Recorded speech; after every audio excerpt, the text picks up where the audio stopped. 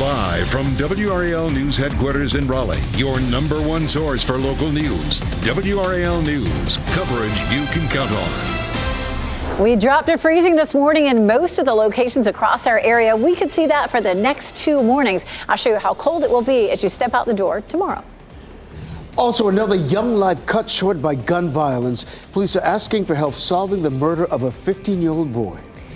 Also today, the state Supreme Court takes the unprecedented step of rehearing a case on voting maps. We'll explain what's at stake. It's a sunny but chilly and breezy afternoon. We have several more mornings in our forecast with freezing temperatures. Thanks for joining us this afternoon. I'm Ken Smith in for Jeff Hogan. And I'm Renee Chu. Thanks for joining us. Meteorologist Elizabeth Gardner is in the WRAL Severe Weather Center with a look at our freeze warning. It was cold this morning. It will be cold again tomorrow. And then we're going to do it again on Thursday morning, too. So, it feels like the winter that we never had. Our freeze warning goes into effect late tonight or early tomorrow morning, and then we'll copy and paste that again for Thursday morning. So it's going to feel a lot like it did yesterday. It's going to feel chilly through the afternoon, too. We're sitting at 45 degrees right now around the triangle. It's a beautiful day. You can see all the sunshine. But look at the wind. It's coming out of the north-northwest at 11 miles per hour. And we're seeing gusty conditions, too. And that's bringing us a wind chill. So let's take a look at what we're seeing across the area. The temperature is in blue here, but the wind chill is on the right in the white box. And so it feels like 33 in Roxborough, 39 in South Hill, Durham, and Raleigh, as well as Clinton. It feels like 40 in Goldsboro and 39 there in Southern Pines. Temperatures are mostly in the mid-40s, but we're going to see our winds gusting this afternoon up to 30 miles per hour. So that's going to make it feel chilly for the rest of the day. Our temperatures tonight drop into the 20s across most of the viewing area. 26 Roxboro, 27 Lewisburg, 28 in Wilson, 29 in the Triangle, 29 in Rayford and Fayetteville, 28 in Smithfield. So it is definitely going to be a cold night tonight. We have high fire danger for this afternoon because of the wind chill. We'll go through what it will feel like through the rest of the afternoon. And when we get back to another chance for rain coming up. And because of the freeze warning, Wake County has issued white flag status for tonight. That means shelters will be open to anyone without somewhere to stay or without reliable heating. They will open at 5 this evening. You can find a list of shelters on WRAL.com. We're following a very sad story out of Edgecombe County. A 15-year-old boy dead and the shooter is on the loose. WRAL's Keenan Willard has been trying to learn more about this investigation. He joins us live with what he's been able to find out. Keenan. Ken, you can see here the scene behind me on Tarboro Street in Rocky Mount where the shooting happened is all clear at this point, but that was not what it looked like throughout much of the morning. Police all hands on deck on this stretch trying to get the community's help in solving what is now a homicide investigation. Take a look at this video. Police canvassing the street, stopping traffic, drivers having to get a copy of these briefings on the details of this shooting, and also listing the number for the contact specialists and the police app and information for how they could get in touch with Rocky Mount Police with the details that they might know about this shooting. All that has been released at this point is that a 15-year-old was found shot multiple times out in front of a home here on Tarboro Street around 11 last night. Police tell us that they are working to provide more information about potential persons of interest or even the circumstances leading up to this shooting. That's all information we've been pressing for, and we could get an update in the hours to come. But as you can see from that video, officers trying to get the community to step up and give any update they can to help solve this homicide investigation. It's all developing, and we'll have an update on the evening news tonight on WRAL. Ken. WRAL's Keenan Willard live in Rocky Mount this afternoon. Keenan, thanks. This morning, Governor Cooper signed an executive order meant to reduce violence and firearm misuse. The State Office of Violence Prevention will coordinate efforts across various state agencies as well as local leaders. The office will offer training, technical assistance, and conduct public awareness campaigns, among other things.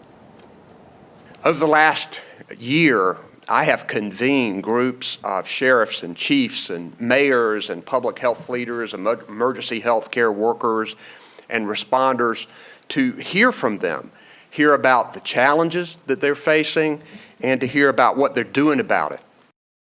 This new state office of violence prevention is part of Governor Cooper's ongoing commitment to reducing violence and promoting public safety in our state.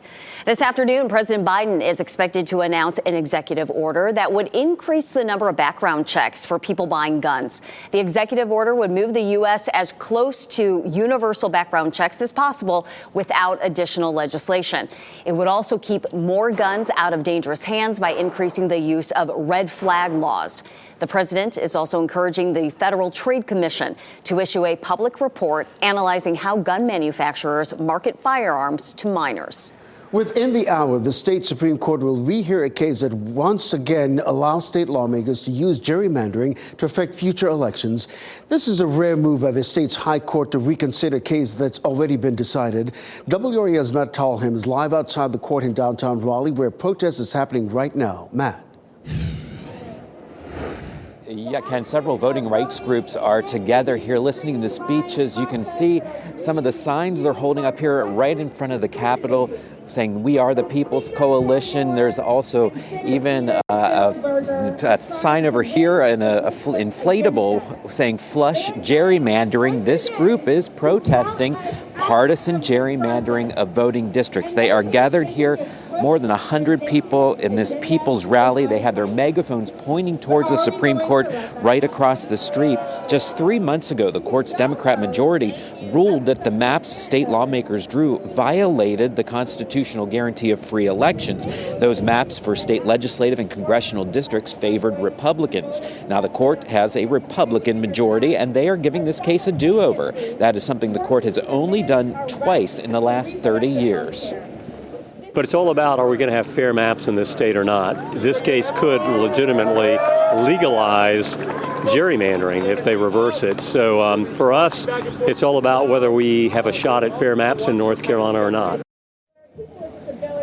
Republican lawmakers argue the state constitution gives them the authority to draw the districts as they please. Now, if the court reverses its decision, Republicans in the General Assembly could redraw voting districts to give themselves more power in the 2024 elections. And in just the last 30 minutes, we actually got a statement from the state's GOP chairman saying, in part, this case is about righting the egregious wrongs committed by an out-of-control court and reestablishing the proper constitutional roles of our three branches of government when it comes to legislative redistricting. Now, back out here live, you can see these speeches continue here. In the next 30 minutes, this group is expected to march down to the legislative building to deliver that message to the lawmakers there. We are going to head into the Supreme Court here for that hearing. When it gets started at 12:45, we will bring you updates starting on WRAL News at 4. And just a reminder, this is one of two cases the Supreme Court is revisiting that have already been decided. The other one they'll hear tomorrow is about voter ID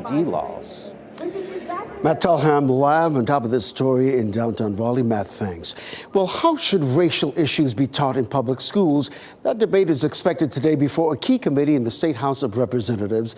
The House Committee on K through 12 Education is scheduled to vote on that bill that would ban schools from teaching about systemic racism or white privilege.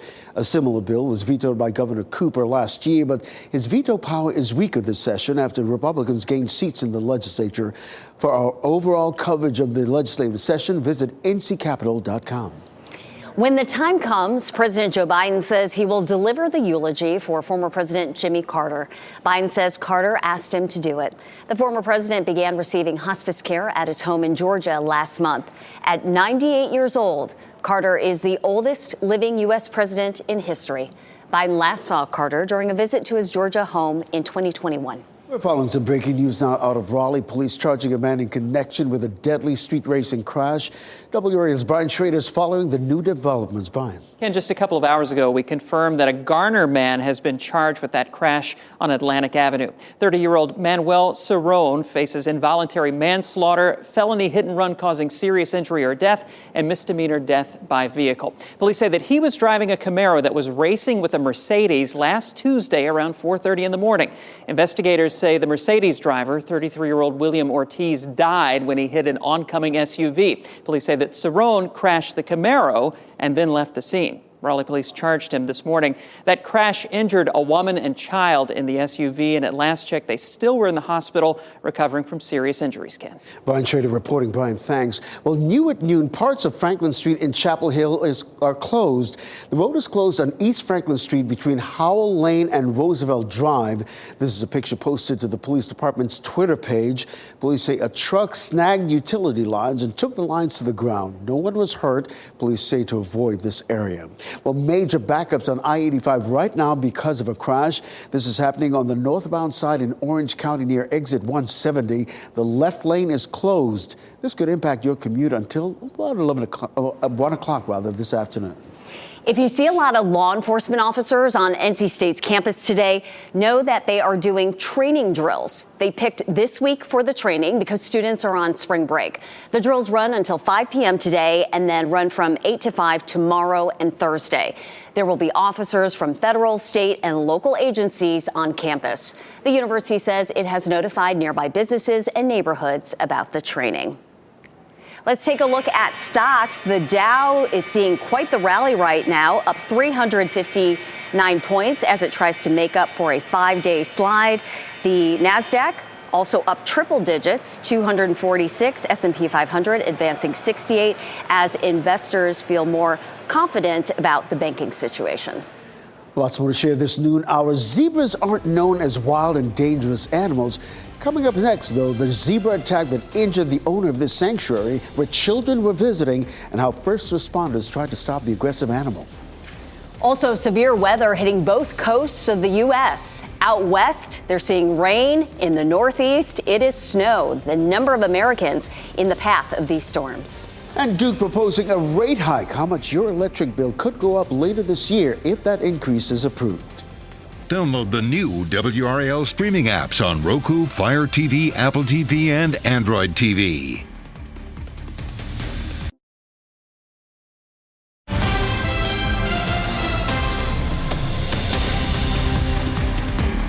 Breaking right now in the WRAL Live Center, all runways at Charlotte Douglas International Airport in Charlotte are back open this morning after they were forced to be shut down after a plane leaked fuel on 2 of the 3 runways.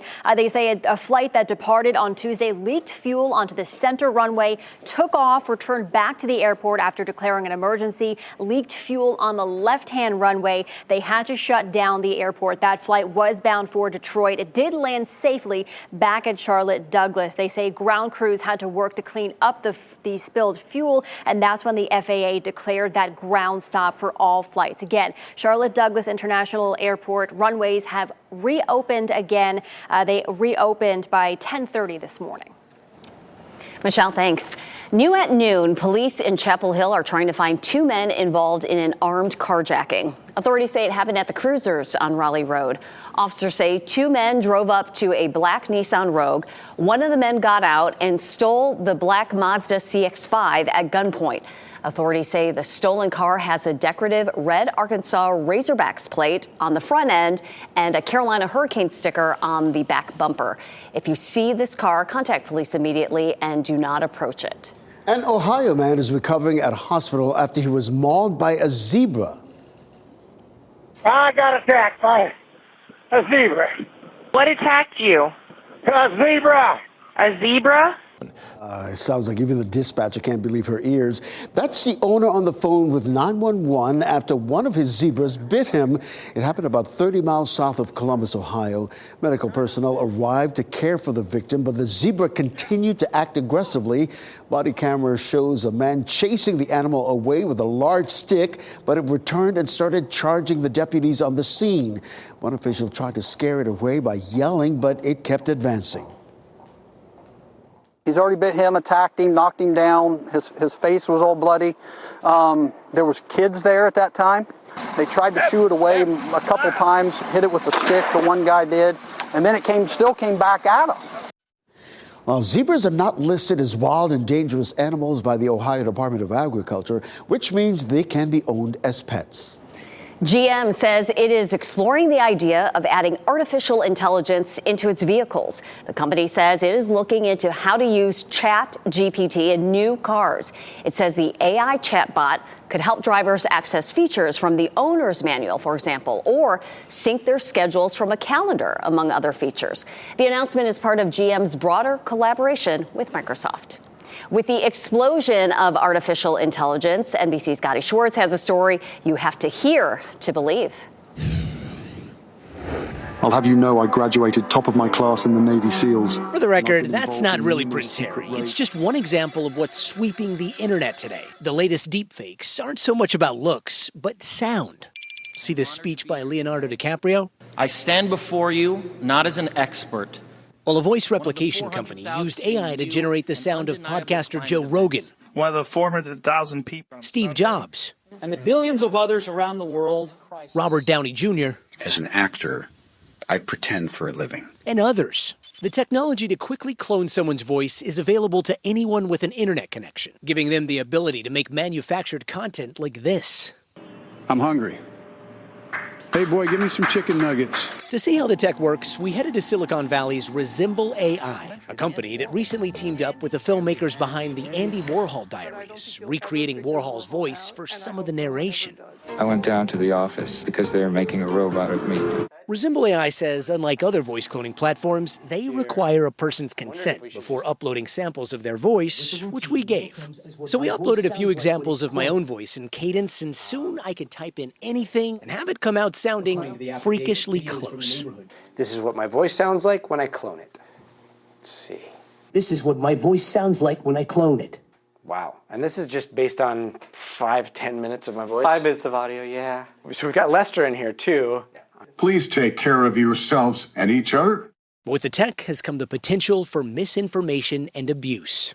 What's your reaction when you see headlines about hackers taking somebody's voice without their permission, replicating it, and impersonating them?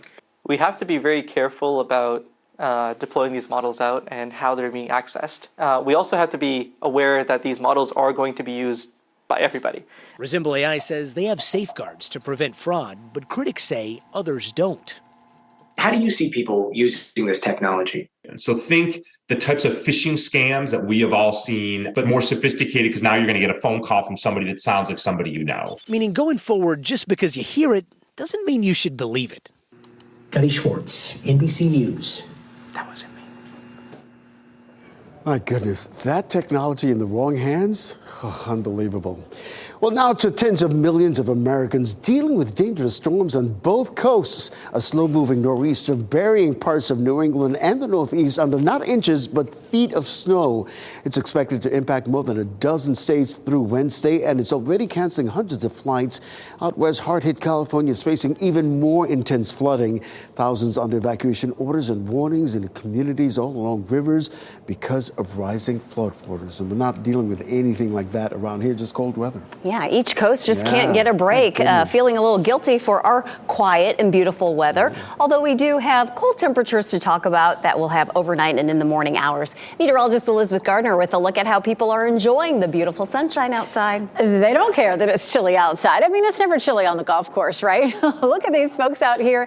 This, of course, is Pinehurst Resort and Country Club. So many people out there. And it is beautiful and sunny, but it's chilly. If you stepped outside, you know that it feels cold out there. It's just 45 degrees currently in the Triangle area, and it's the wind that's making it feel so chilly with the wind speed up to 10, 15, then gusting even higher than that through the afternoon. 51 is where we'll end up for the high temperature this afternoon, and it'll only feel like mid-40s with the wind chill. Again, we do have a freeze warning that's in effect for tonight. We'll probably see that again for Thursday morning as our temperatures are going to drop down to freezing. This is the way it's going to feel through the afternoon. Right now, 45, and it feels like 38. At 2 o'clock, it'll feel like 41, and the warmest it's going to feel this afternoon, it's going to be 43 to 44, and that's going to drop into the 30s in terms of the wind chill as we get to around 8 o'clock tonight. Now, we will see the winds starting to taper off a little bit. Again, I'm seeing some gusts this afternoon up to 30 miles per hour, but you can see once we get past sunset, the wind begins to ease up a little bit. It'll still be a little bit breezy for tomorrow, but the wind chill won't be quite what it is today.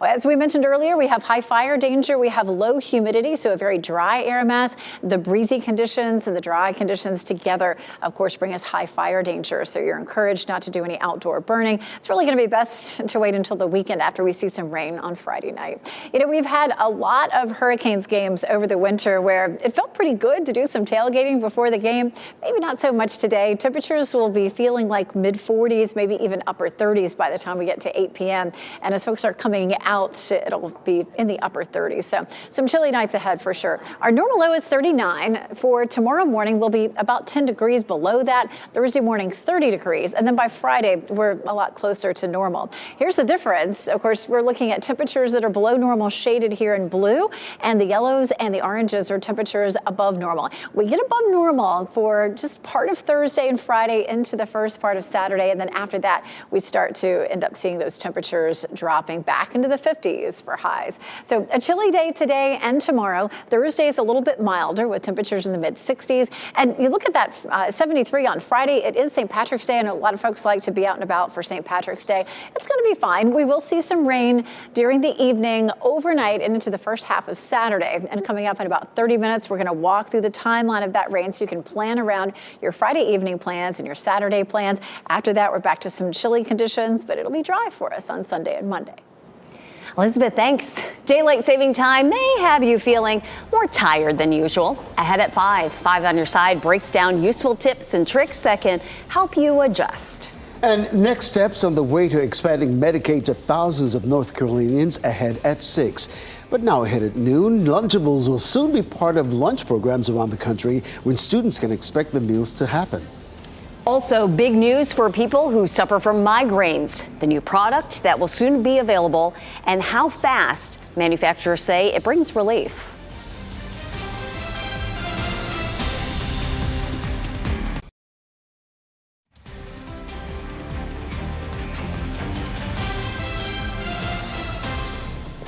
Welcome back at 12:24. You're looking live at the Durham Bulls Athletic Park. Can you imagine? Baseball season, opening day, March 31st. Circle your calendar, although we're not experiencing baseball weather, but hopefully by then we will be. Our news continues now. Lunchables will soon be part of school lunch programs all around the country. 2 new varieties will be in school cafeterias this fall. The rollout comes as school nutrition guidelines are becoming more strict. The USDA has proposed changes that would aim to reduce sugar and sodium levels in school lunches. Facebook's parent company plans to lay off 10,000 more employees over the next couple of months. Meta says it's an effort to become more efficient. Meta, you may remember, laid off over 11,000 employees in November. So this is the second round. CEO Mark Zuckerberg says the company is cutting projects that aren't performing and removing layers of middle management. This comes as the company spends billions of dollars developing the virtual reality and augmented reality technologies. A Maryland man's luck is not running out. Kenneth Weinberg won $50,000 last week on a scratch-off ticket. This is the 4th time he's won $50K or more on a lottery game. He says he buys scratch-offs almost every day. He's going to use his latest winnings to pay for some home remodeling projects. Our news continues now. The deadly drug fentanyl continues to take lives in North Carolina at an alarming rate. Next at noon, WRAL investigative reporter Kristen Severance joins us live to talk about our next documentary, Crisis Next Door. Also this noon hour, why Duke Energy is proposing a rate hike and how that could affect your finances. First, a look at the winning lottery numbers.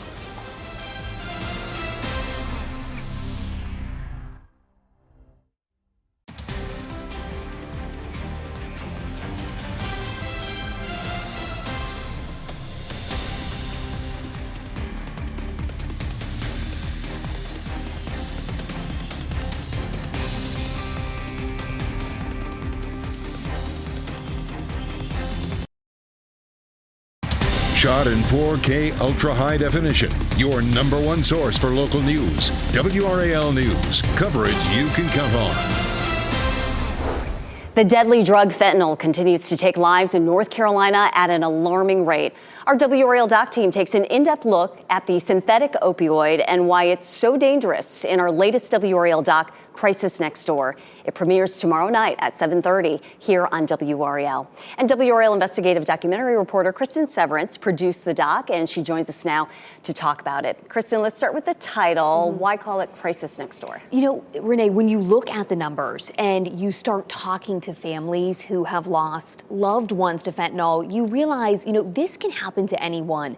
Substance abuse does not discriminate. Fentanyl doesn't discriminate. It does not matter where you live, who you are, how much money you make. This is happening all over the state. In 2021, there were more than 4,000 overdose deaths in North Carolina. That's the most overdose deaths ever recorded in a year in North Carolina. Now, more than 75% of those deaths involved fentanyl.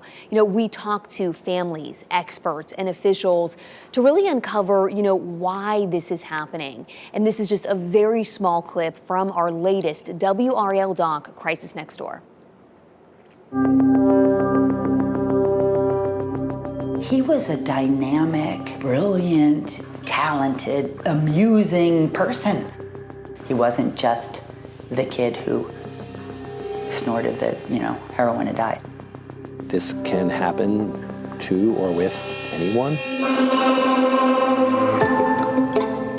Fentanyl is an opioid, and what that means is it's a painkiller.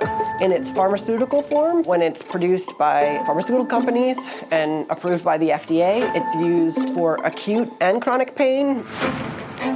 Unfortunately, when we're talking about fentanyl from an overdose perspective, we're mostly talking about illicit fentanyl. And this is fentanyl that is produced by drug cartels and used for money-making purposes, not for healthcare. That's just a few of the dozens of people we interviewed for Crisis Next Door. We also pushed the state for answers on what they're doing to save lives, what's working, and what more is needed. It's just, I learned so much. This is something you hear about all the time, but people have so many questions, and I think this will answer a lot of them. We know this will resonate with so many families, and I think people also want to know what they can do to help. So you can watch this entire documentary tomorrow at 7:30 on WRAL or WRALdocumentaries.com, or just go to our WRAL Doc YouTube page at 8 p.m. Breaking right now in the WRAL Live Center, the Justice Department has opened an investigation into Silicon Valley Bank. This is breaking just in the last 30 minutes. The California lender was taken over by federal regulators on Friday. The investigation is in its early stages. Right now, I want to get you some video here. The investigation is in its early stages, but one potential focus could be the sales of the company's shares by several bank executives. It's unclear what federal prosecutors are focused on right now, but the sudden collapse of the bank really spread fear, and people were going to pull their money out of the bank. But the White House said anyone who has money in that bank will not lose it. Michelle, thanks. Well, Duke Energy customers could see a big increase in their electricity bill later this year. WRAL's Laura Levine tells us where you can give your opinion tonight on the potential rate hike. Customers here in the Triangle will have the opportunity today to share their opinion in front of the hearing committee here at the Dobbs building behind me in Raleigh. Now, this proposed hike by Duke Energy Progress is a little different than others we've seen recently. For instance, Duke Energy Carolinas is proposing to raise its rates because of a rise and increase in fuel costs. This is specifically to make upgrades and improvements to the grid. Take a look at your screen there. You can see who's affected in light blue on this map. It's mostly people in eastern and central North Carolina, including those in Raleigh, Fayetteville, and Wilmington. Duke is asking state regulators for about a 20% hike over 3 years. This is not just Duke asking for this and it just being an automatic pass-through. It is being very carefully scrutinized. James McClawhorn with the NC Public Staff Energy Division is reviewing the case, and he tells me they will likely advocate for a smaller hike, but explains why an increase may still be necessary. There are investments being made to strengthen the wires, to add additional ability to monitor when there is an outage to reroute power so that customers have outages that last a shorter period of time. And ultimately, the North Carolina Utilities Commission will have the final say once that request is filed this June. So a lot can happen between now and then. Again, that public hearing is taking place today, beginning at 7 p.m. Laura Levine, WRAL News in Raleigh. Well, Governor Cooper wants to make it a lot easier to get a job in state government. He issued an executive order encouraging more people to apply, prioritizing work experience over having a formal degree. This includes jobs with the state DOT, healthcare workers, as well as the Department of Health and Human Services and the Department of Corrections. Officials say this gives job seekers more options while helping the state expand its labor pool. We really want people to come in, and we really mean it, that you can come in and qualify based on life experience, military experience, anything that you've done in your life that helps you know how to do that job. Nearly 75% of state jobs don't require a higher education degree or allow experience to be substituted for education. At last check, there are nearly 1,400 available government jobs across the state. The city of Durham has rescheduled when parents can register their children for the city-run summer camps. Registration was supposed to start Monday. It's now been moved to March 27th. Youth summer camps for children ages 5 to 12 run from June 20th to August 19th. It will cost $132 a week for people who live in Durham and $157 a week for people who live outside the city limits. For information on each camp and how to sign up, go to dprplaymore.org. Still to come, ERs are filling up with teen girls seeking treatment for depression, anxiety, and eating disorders. What parents need to know about the growing teen mental health crisis. He is known for performing amazing, dangerous stunts. David Blaine's most recent show ended in injury. How it happened and how he still finished his show. Well, if you see news happening or you'd like to share a story idea with us, click Report It in the WRAL News app.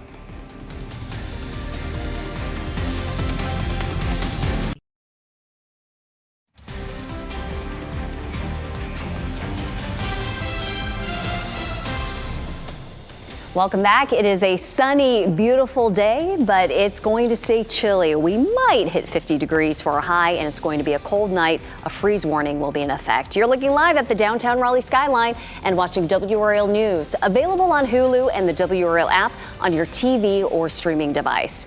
The FDA has approved the first ever nasal spray to treat migraines. Pfizer's Zavzpret can relieve users of pain in as quickly as 15 minutes. Almost 40 million Americans suffer from migraines. Psychiatrists say this drug won't cause a medication overuse headache, and it's safe for migraine sufferers with cardiovascular risk factors. Pfizer plans to make the spray available in July. Well, the U.S. Department of Justice is suing Rite Aid for missing prescription red flags. It accuses the drugstore pharmacies illegally filling prescriptions for customers. Pharmacists from the company are accused of ignoring misuse of prescriptions, especially opioids. The drugstore chain is also accused of submitting false prescription claims to Medicare and Medicaid. Our county by county coverage this noon takes us to Harnett, Orange, and Person counties. Harnett County residents can get free help with their tax returns. Volunteers from the Campbell University School of Business will prepare and electronically file returns each Wednesday between the hours of 1 and 6:30 p.m. Just head over to the Harnett County Public Library Resource Center in Lillington. Free tax prep is available tomorrow through April 5th on a first-come, first-served basis. The Chapel Hill Police Department is taking extra measures to improve safety. You're looking at a live picture from our camera at the Top of the Hill restaurant in Chapel Hill. Officers launched a speed enforcement campaign about 30 minutes ago. It will run until about 2 o'clock this afternoon. It's one of 4 operations this month. The Person County Board of Commissioners voted to grant a $20,000 funding request from the Person County Museum of History. The money would be used to address infrastructure updates that would allow additional fundraising opportunities and other expenses. One commissioner recused himself because his wife serves as an unpaid member of the museum's board of directors. A local cheerleader goes into cardiac arrest at a competition, how her own mother saved her life. Also, 1 in 3 girls reports they seriously considered suicide over the past year. How 2 girls who suffered are now trying to help others.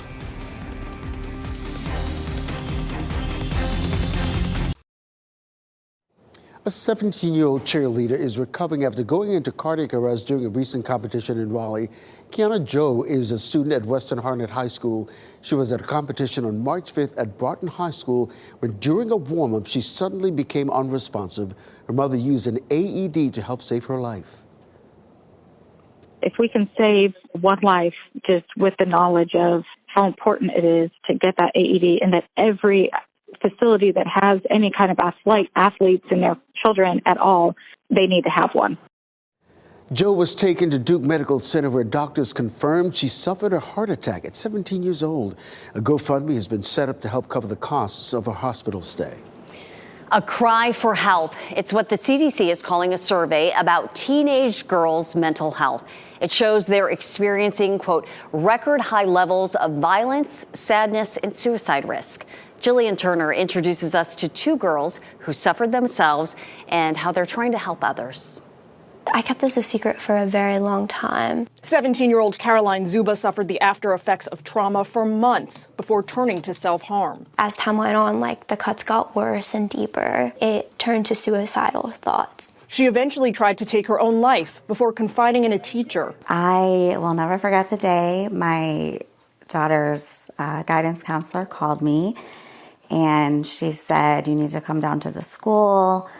Your daughter has been cutting herself." Caroline is now in recovery after 6 hospitalizations in 3 years, and she isn't an anomaly. Over the past year, 13% of teen girls in America attempted suicide. 1 in 3 seriously considered it, and 3 in 5 felt so persistently sad they stopped regular activities. CDC official Deb Owery calls the stats a disturbing wake-up call. That is really a cry for help.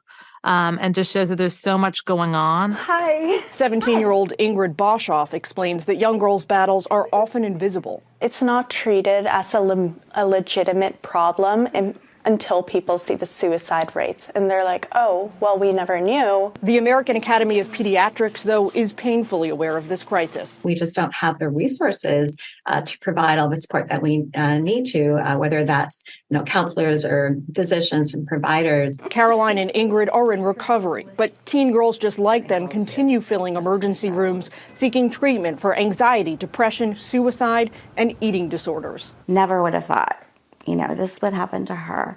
Mental illness is not biased. That was Jillian Turner reporting. If you or someone you love is contemplating suicide, please call or text the National Suicide Prevention Hotline. That number is 988. You can also chat online at 988lifeline.org. And happening now in the WRAL Live Center, we want to get back to a story that we brought you at the top of the newscast. We want to show you a live picture from inside the General Assembly press room. We're hearing that they actually just wrapped up. Democratic lawmakers there are discussing legislation they say would restore the integrity of our judicial process. It would safeguard our elections and prevent partisan power grabs from other branches of the state government. This all comes as the state Supreme Court prepares to rehear a case that once again could allow state lawmakers to use gerrymandering in future elections. Matt Tallhelm is there on scene. He's going to have more for us coming up at 4 o'clock tonight. Michelle, thanks. We want to turn our attention now to the forecast. A beautiful day out there, though.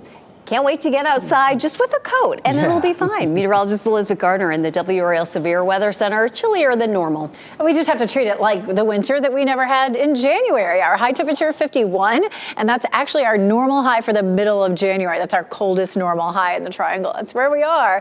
Goldsboro, Durham, Apex, Chapel Hill, all looking beautiful. But not only is it chilly, but it's breezy too. That just makes it feel even colder. Chapel Hill, courtesy of Top of the Hill restaurant here. Here's a big picture of what's going on. We have a nor'easter that's spinning up here in the northeastern part of the country. Could dump as much as 2 feet of snow. Keep that in mind. If you have any travel plans over the next 48 hours or so, there could be a trickle-down effect at some airports, especially around here. This high-pressure system spinning clockwise and the low spinning counterclockwise are both working together to bring the windy conditions across our area today. So it's going to be blustery. As the low moves away and the high moves over us, the winds will begin to die down a little bit, and we'll start to feel that during the day tomorrow. tomorrow. We do have another freeze warning in effect for tonight. One thing about windy conditions is they stir up the atmosphere, and a quiet, calm atmosphere will cool a lot more efficiently than a breezy atmosphere. So we'll still have a difficult time potentially dropping down to freezing across the area, but the winds will be a little lighter than they were this morning. So we did drop into the freezing. We dropped down to freezing in a lot of places this morning. So we'll likely see it again tomorrow. Looking at some rain moving in Friday night into the first half of Saturday. That's our next system that comes in to bring us rain. Saturday does not look like a washout. It looks like rain for the start of the day. At 6 a.m. Friday, the rain is back here across the Mississippi Valley. At 5 o'clock, we're still dry. But about 10 to midnight, we begin to see the rain pushing into our area. So keep that in mind. It is St. Patrick's Day, and it's a night that a lot of folks may be out and about celebrating. Just know by 10 to midnight, you might start to see some showers. At 6 a.m. on Saturday, it's going to be fairly wet, but by lunchtime, the bulk of the rain has started to move out. So it's going to be a Friday night, first half of Saturday, sort of an event for us. We may not see a whole lot of sunshine Saturday afternoon, and the amount of rain that we'll see out of the system is likely to be somewhere between 1/4 of an inch and 1/2 an inch on average. Definitely a chilly afternoon. Temperatures are in the mid-40s right now. We'll climb up to around 51, and then 29 for Wednesday morning, 30 degrees on Thursday morning. Thursday and Friday, temperature-wise, look pretty good. 65 on Thursday, and then 73 on Friday. Again, Thursday is looking pretty good. Remember, we'll see increasing clouds and some rain on Friday night. On Saturday, we'll see 64 degrees. It'll actually cool down in the morning, and the afternoon temperatures, once the rain ends, should allow us to climb into the mid-60s. Sunday and Monday, we're back to some cool temperatures, and Monday morning back to around 30 degrees. So we've seen chilly temperatures. Once we got through about the 5th of March, our temperatures turned chilly, and it looks like we're going to see that potentially through the entire month of March. I like that little bump in temperatures for Friday, St. Patrick's Day. Is there a doctor in the house? The stunt that injured a Vegas headliner and the people who came to his aid. And as we head to break, we want to give you a look at last night's winning Powerball numbers.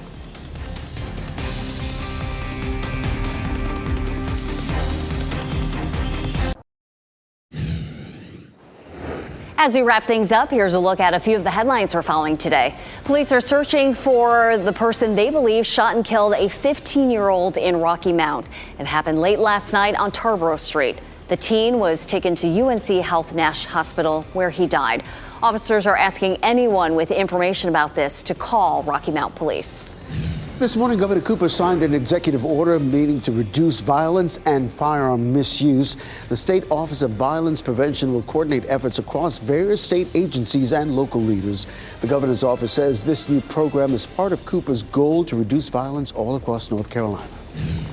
Happening right now, the state Supreme Court is rehearing a case that could once again allow state lawmakers to use gerrymandering to affect future elections. Just 3 months ago, the court's Democratic majority ruled that the maps state lawmakers drew violated the constitutional guarantee of free elections. Now the court has a Republican majority, and they're giving this case a do-over. We're getting a look at the full trailer of Disney's live-action production of The Little Mermaid. Poor child. I can help you. You can't live in that world unless you become a human yourself. Is that even possible? It's what I live for.